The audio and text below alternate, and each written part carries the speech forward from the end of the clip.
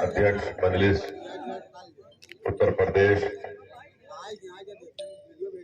श्रावस्ती के जन अधिकार पार्टी के प्रत्याशी मल्लाहो राजबर साहब और भिंगा से मजलिस इत्तेहादुल मुस्लिमीन के प्रत्याशी मोहतरमा आसिया बेगम साहिबा, मंच पर बैठे हुए तमाम जन अधिकार पार्टी के और मजलिस इत्तेहादुल मुस्लिमीन के जिम्मेदारान, मोअज़्ज़िज़ हाज़रीन इकराम, बुजुर्गान मिल्लत, मेरे गयूर नौजवान साथियों, मेरी माँ और बहनों, आप तमाम का बेहद शुक्रिया कि आपने अपना कीमती वक्त निकालकर आज के इस मीटिंग में शिरकत की। अभी जब हमारी बात को आपके सामने शुरू किए तो माइक में टेक्निकल खराबी से शायद आवाज कम हो गई, तो किसी ने यहां से पुकार कर कहा कि आवाज बढ़ाओ। आपने कहा था ना। देखिए, हम और बाबू सिंह कुशवाहा साहब हमारी आवाज को बढ़ाने के लिए नहीं आए हैं, हम आपकी आवाज को उठाने के लिए आए हैं।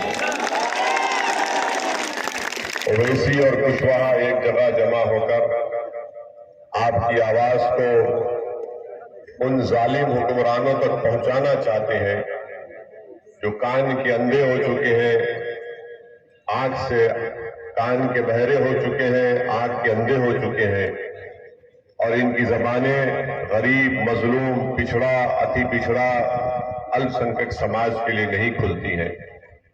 तो सवाल ओवैसी और कुशवाहा की आवाज का नहीं है, सवाल यह है कि क्या आप हमारी बात सुनकर अपनी आवाज को इतना बुलंद करेंगे कि उत्तर प्रदेश की विधानसभा में मल्लाहो राजबर और आसिया बेगम आपके विधायक बनकर जाएंगे, नहीं जाएंगे? तो जब 27 तारीख को आप मतदान करने जाएंगे तो सिर्फ आप वोट नहीं डालेंगे, बल्कि आप अपनी आवाज को, बुलंद आवाज को, अपनी हक की आवाज को, सच्ची आवाज को, इन दोनों प्रत्याशी को जब आप कामयाब करेंगे तो आपकी आवाज पूरे उत्तर प्रदेश में गूंजेगी। ओवैसी और कुशवाहा अपनी आवाज को बुलंद करने के लिए या पूरों को अपनी मकबूलियत के लिए नहीं आए हैं। ओवैसी और कुशवाहा साहब हिस्सेदारी की लड़ाई लड़ रहे हैं। ओवैसी और कुशवाहा भागीदारी की लड़ाई लड़ रहे हैं। ओवैसी और कुशवाहा गरीब और मजलूम आवाम को इंसाफ दिलाने की लड़ाई लड़ रहे हैं। और आप बेहतर जानते हैं कि पूरे श्रावस्ती जिले में, यहां पर इतना बड़ा जिला है, 12 लाख की आबादी है और एक ही गवर्नमेंट का डिग्री कॉलेज है। बताइए कौन सी डबल इंजन की सरकार ने काम किया 5 साल में? मोदी और योगी की श्रावस्ती जिले में। और फिर डबल इंजन की सरकार बहुत दावे, झूठे दावे करते हैं। क्या ये बात सच नहीं है कि जब कभी बरसात का मौसम आता तो राप्ती नदी का पानी पूरे गांव में घुस जाता है, बर्बाद कर देता है फसलों को, जमीनों को? क्या किया इन्होंने 5 साल में? तो मोदी जी बोलेंगे, भाइयों बहनों, हमने नहीं किया, वो नेपाल से आ जाता है। अरे भाई, देश तो हमारा है ना। आपने 5 साल में गरीबों को बचाया नहीं, बाढ़ से जमीन कट जाती, फसल बर्बाद हो जाती। तो ये आपके जिले के तकालीफ है। अगर यहां से आप जन अधिकार पार्टी को और मजलिस को कामयाब करेंगे तो हम आपसे वादा कर रहे हैं कि इन तकालीफ को दूर किया जाएगा। और फिर आप देखते हैं कि 25 साल हो गया इस जिले को बनकर, मगर यहां पर विकास के नाम पर कुछ नहीं हुआ। क्या यहां पर कोई रेलवे की लाइन है कनेक्शन के लिए? क्या यह बात सच नहीं है कि आपको गोंडा जाना पड़ता है? हमको पता है, हैदराबाद से हमारे और योगी मोदी को पता नहीं। इसीलिए तो हम कह रहे हैं कि अपनी आवाज को उठाओ, आप अपनी आवाज को बुलंद करो आप। और यही चीज, यही लड़ाई हम और बाबू सिंह कुशवाहा साहब कर रहे हैं। शिक्षा के नाम पर यहां पर सिर्फ परिषद और मिडिल स्कूल है। डबल इंजन की सरकार शिक्षा में कोई काम ही नहीं किया। योगी और मोदी ने शिक्षा में कोई काम नहीं किया और आज आकर कह रहे कि हमने राशन दिया। आपने स्कूल नहीं खोले, कॉलेज नहीं खोले, तो योगी और मोदी कह रहे हैं कि हमने 500 रुपए का राशन दिया गरीब को। आपको जानकर बड़ी तकलीफ होगी कि 500 का राशन तो दे रहे हैं, मगर जो आवारा पशु का मसला है, जो सांड का मसला है, जो रात में किसान को एक और नौकरी योगी और मोदी ने दे दी। दिन में वो खेत में काम करता है और रात में वो जाकर अपने खेत की रखवाली करता है। वाह मोदी जी, मुबारकबाद देते हैं आपको, योगी को, कि आपने किसान को 2-2 नौकरी लगा दी। ये तो दिन में जागता है, तो दिन में मेहनत कर और रात में जागता रहे कि कोई तेरी फसल को कोई पशु खा ना ले। आपको मालूम कितने महान इंसान है योगी आदित्यनाथ, बड़ा दिमाग है उनके पास। योगी ने कहा कि जिस किसी के पास पशु होगा हम उसको महाना 900 रुपये देंगे, 900 रुपये देंगे। और जो विकलांग है उत्तर प्रदेश में, जो विकलांग है, हैंडीकैप है, उसको महाना 1000 रुपये देंगे। आप बताइए कि 4 पैर के जानवर के लिए 900 और जो इंसान है विकलांग है उसको 1000 रुपये देंगे। ये कौन सी इंसानियत है? और योगी बोलते हैं कि फुला भट्ट की सरकार बनेगी। मेरे भाई, मेरे बुजुर्गों, उत्तर प्रदेश की जनता, श्रावस्ती जिले की और इस विधानसभा की जनता से अपील कर रहे हैं कि सरकार देशभक्तों की बननी चाहिए, जो कुशवाहा बनाएगा इंशाअल्लाह ताला मुख्यमंत्री बनकर। सरकार बनेगी तो इंसानियत पर बननी चाहिए, हमदर्दी पर बननी चाहिए, जुल्म पर नहीं बननी चाहिए, ठोक की पॉलिसी पर बननी नहीं चाहिए। कि 5 साल से पशु किसानों की रात की नींद हराम कर चुके हैं।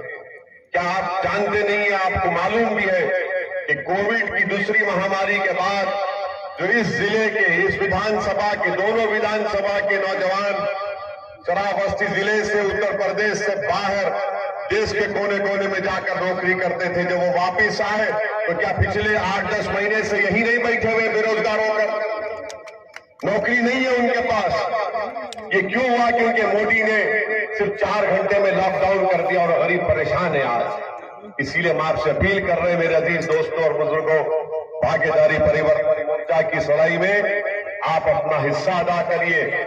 आप आगे बढ़कर जहां पर जन अधिकार पार्टी का प्रत्याशी है, गैस के सिलेंडर पर बटन दबाइए। जहां पर मजलिस का उम्मीदवार है, उनका निशान पतंग का है, वहां पर बटन दबाइए। हम ये चाहते हैं कि गरीबों को और मजलूमों को इंसाफ मिले और आपको इंसाफ इंशाअल्लाह ताला ओवैसी और बाबू सिंह कुशवाहा दिलाकर रहेंगे। जब एक मंच पर गरीब और मजलूम जमा हो चुके हैं, जब एक मंच पर ओवैसी और कुशवाहा ने अपने दिलों को मिला लिया और इस बात को तय कर लिया कि हम दोनों की मंजिल एक ही है, हम दोनों की कामयाबी भी एक है, हम दोनों की नाकामी भी अगर होगी तो एक ही होगी। इसीलिए आपको इस भागीदारी परिवर्तन मोर्चा को कामयाब करना है।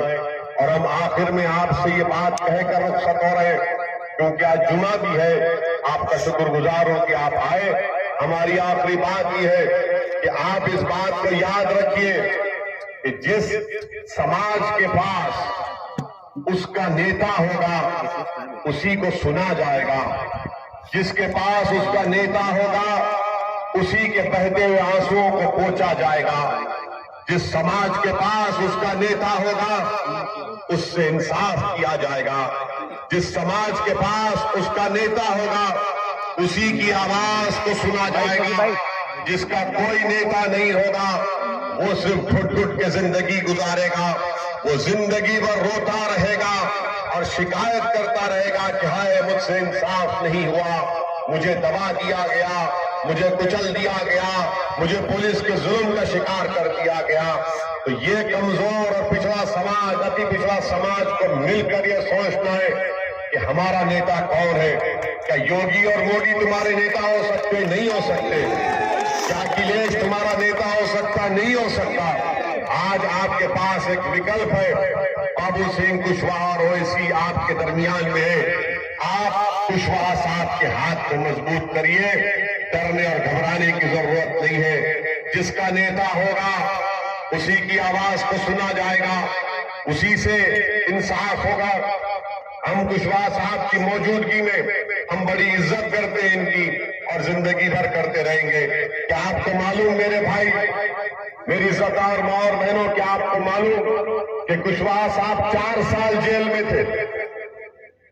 कुशवाहा साहब 4 साल जेल में थे। क्यों थे जेल में? जेल में क्यों डाला गया उनको? क्योंकि जालिम को नजर आ गया कि अगर इसको जेल में नहीं डालेंगे तो फिर ये जमीन पर इनकलाब पैदा कर देगा। कुशवाहा साहब को 4 साल जेल में डाले और जालिम को मालूम था कि कुशवाहा का कोई नेता नहीं है, इसलिए 4 साल बाबू सिंह कुशवाहा को जेल में रहना पड़ा।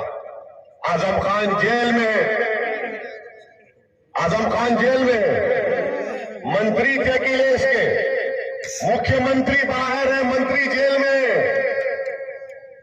समझा आपने?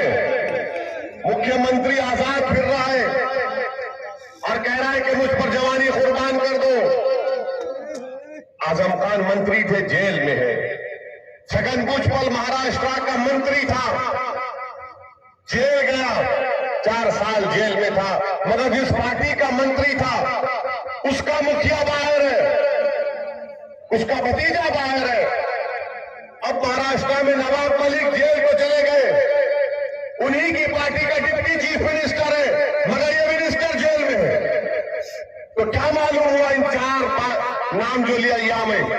आपका नेता अगर होगा तो जेल को डालने से पहले सोचेंगे, जुल्म करने से पहले सोचेंगे।